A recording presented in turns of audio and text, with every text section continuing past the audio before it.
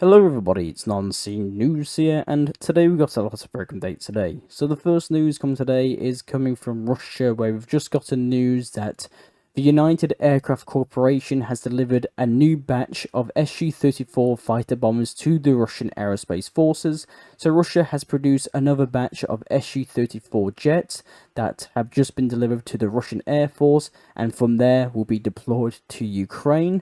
So we don't actually know how many jets are in this batch, but normally it consists of maybe 2 to 4 or 2 to 6 aircraft. So we can expect 2 to maybe 6 brand new Su-34 fighter bomber aircraft that have been just delivered to the Russian Air Force. So very big news. We've also got some key statements of the President Putin speech to the Russians. So Putin made a big speech where he stated a lot of interesting statements, which I'll just really quickly go over the most interesting ones. So he first stated that the Western long-range weapons were used on Russian territory. The enemy did not achieve its targets after the strikes. The conflict in Ukraine has acquired elements of a global nature. Russia considers itself entitled to use weapons against the facilities of those countries that allow their weapons to be used against Russian facilities. On November the 21st, the Russian military used the latest Russian medium-range system, the Oreshnik. The Russian Federation struck military industrial facilities in the Dnipro Ukrainian city with a ballistic missile in a non-nuclear hypersonic warhead, Putin said. The Oreshnik ballistic missile is a response to the US plans to produce and deploy medium and shorter range missiles. Russia prefers peaceful means but is also ready for any developments of events. He said that there will always be a response, and Russia will warn civilians in advance in a case of using systems such as the brand new Russian ballistic missile Oreshnik in Ukraine. We've also got news that Russian President Vladimir Putin has just signed a law granting debt forgiveness to new army recruits who enlist to fight in Ukraine.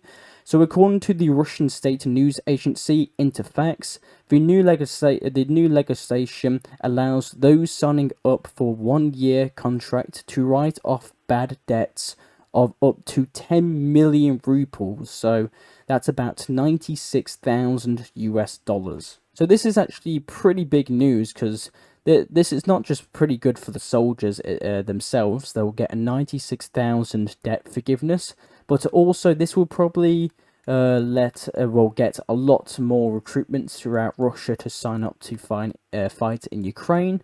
So very big news. We've also got news that North Korean troops in Russia are expected to enter combat soon, the Pentagon says. So the US Defense Secretary Lloyd Austin said on Saturday that thousands of North Korean troops are currently stationed in Russia and are expected to enter combat against Ukraine soon. So this was stated by the US Defense Secretary Lloyd Austin. We've also received news of footage of Russians arriving from Ukraine after negotiations process.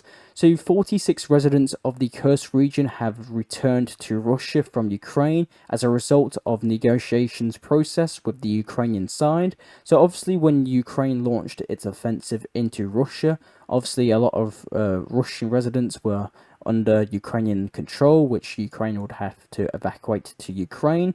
So we've got news now that negotiations and Ukraine happened with each other, and they managed to get 46 residents from Russia that were in maybe Suda or something to be back into Russia. So very big news. We've also got news, probably one of the biggest news today, is that Ukraine has once again hit Russia with the ATACMS missiles that Joe Biden has approved. So Ukraine has once again launched the ATACMS missiles in Kursk, and where it's tried to hit Russian troops. So if we can see this video here in the bottom left corner, we can see a Russian soldier that was recording in maybe a military car, filming the arrival of the ATACMS American missiles that hit Russian soil. So We don't know what Russia's response will be, but it's probably going to be very harsh. So Russia may again unleash its new ballistic missile against Ukraine again. So I'll keep you updated on that.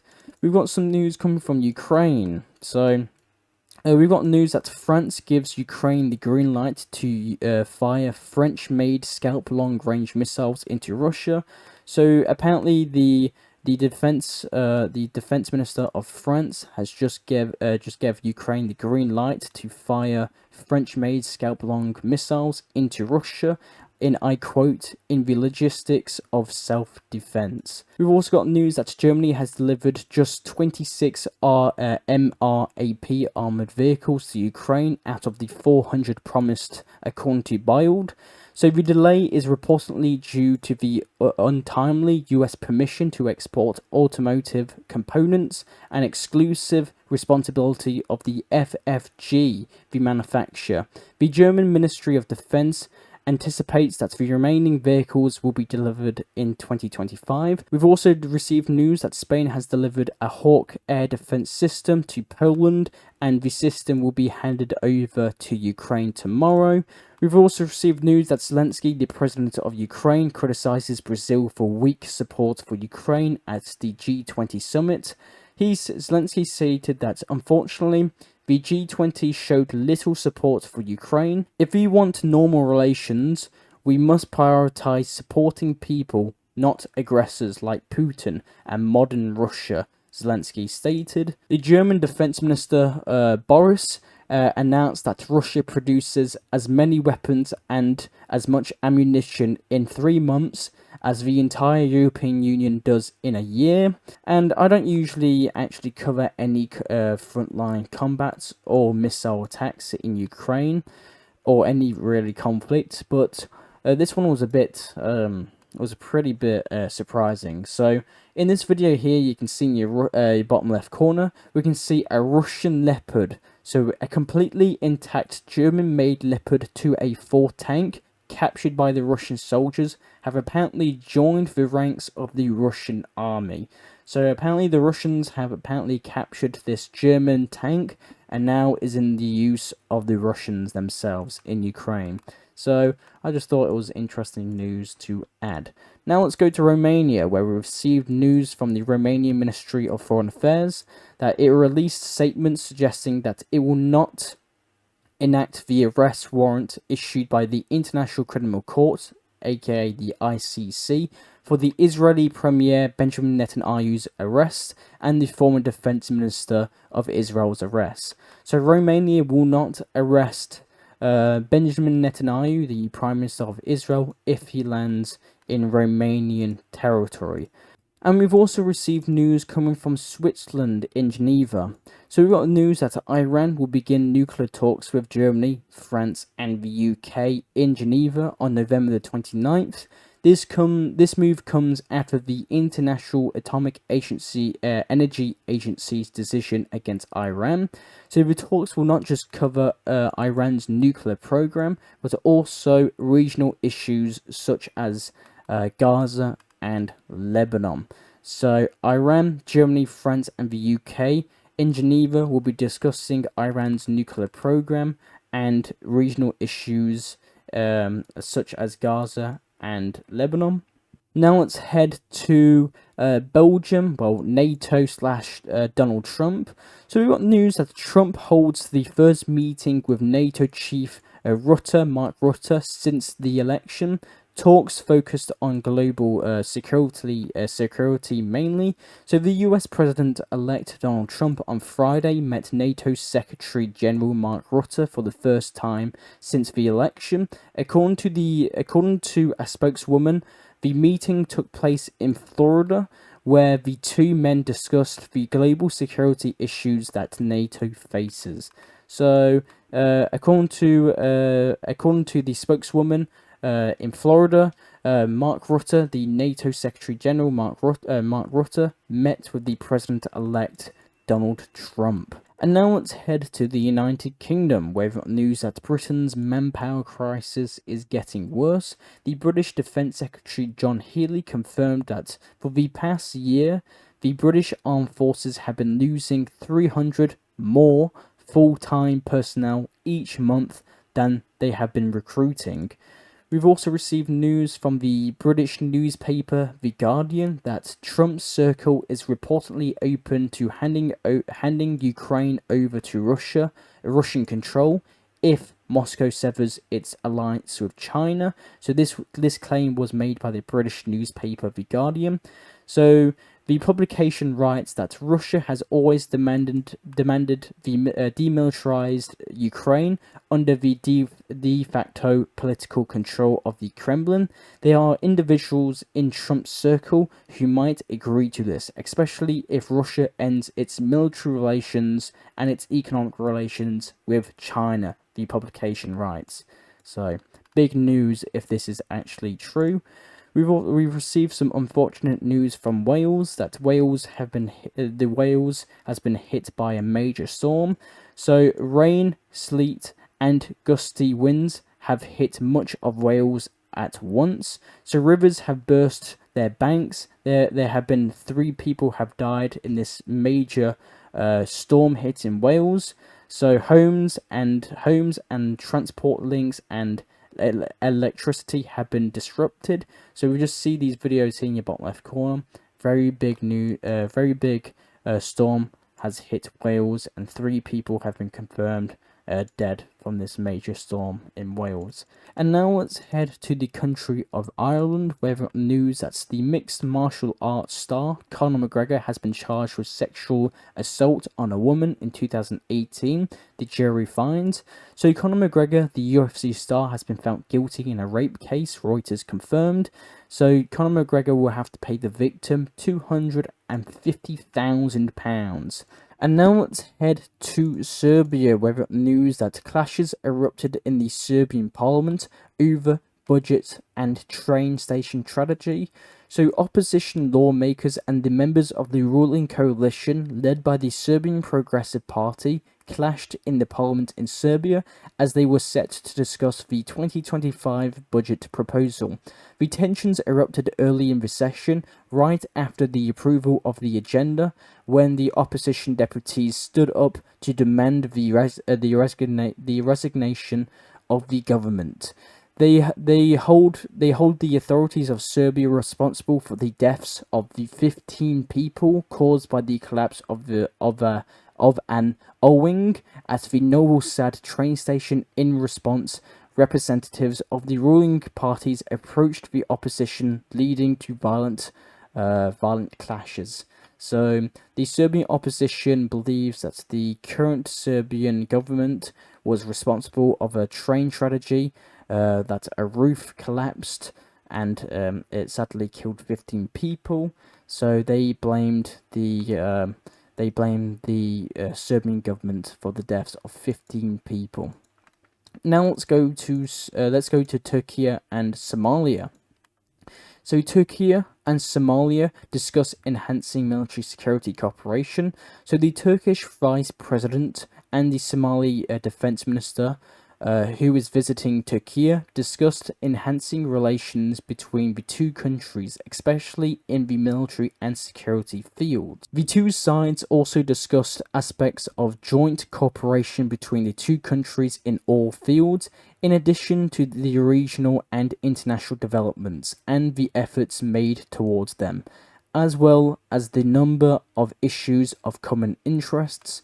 So the Turkey and the Somali Defense Minister are now discussing to enhance cooperation in the military and security fields. So big news.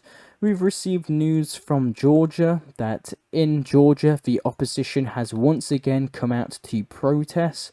So the protesters are now headed to the Parliament building and plan to remain outside the building all night. So let us recall that the opposition does not actually recognise the results of the parliamentary elections, which were won by the ruling party called the Georgian Dream. So the Georgian Dream is deemed by a lot of foreign governments as a pro-Russian government, so a pro-Russian party that won the parliamentary elections in Georgia. So a lot of protesters have protested again outside of the parliament in Georgia. And now let's head to Israel, where we've got news that, according to the CNN, the Israeli Prime Minister Benjamin Netanyahu has approved the emerging ceasefire deal with Hezbollah in principle during a security consultation with Israeli officials. So according to CNN, the Israeli Prime Minister has approved the emerging ceasefire deal with Lebanon/Hezbollah. We've got some news coming from the president of Cyprus. So the president of Cyprus presented a detailed plan for joining NATO, and the US president responded positively, as did NATO Secretary General Mark Rutte. So the president of Cyprus has presented apparently a detailed plan of getting his nation, Cyprus, into the military lines of NATO. I'll keep you updated on that if anything happens regarding that. We received news coming from Ethiopia that the Addis Ababa airport could be the world's biggest.